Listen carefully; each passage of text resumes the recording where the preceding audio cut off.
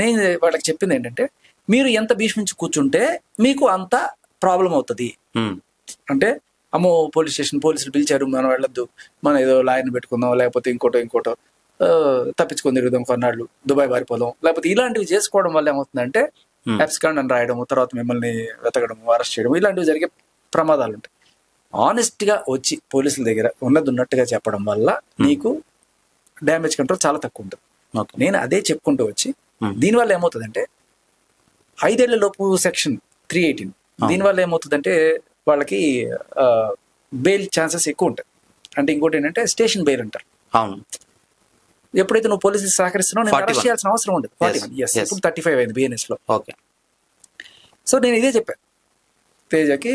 So వచ్చి ఆనెస్ట్గా మనం మాట్లాడేసుకున్నాం. But ఎక్కడ లాక్ అయిందంటే తేజ నేను మధ్యాహ్నమే వాళ్ళు పిలిచిన టైంకే నేను తేజకి ఏంటంటే ఏదో ఒక తోడు ఫ్రెండ్ గా, ఇప్పుడు మీ ఫ్రెండ్ కానీ నువ్వు వెళ్తావు కదా, యాజ్ సింపుల్ యాజ్ దట్.